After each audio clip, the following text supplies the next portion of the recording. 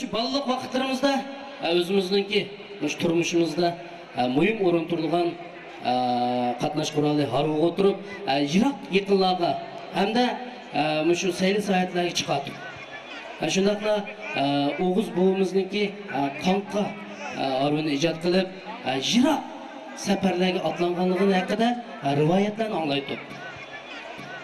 Ana shu muңлук Harbiy naqsiga jar bo'lib, cheksiz xiyollar ilkiga cho'matdik.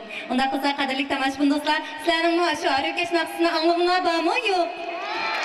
Qani, marhamat.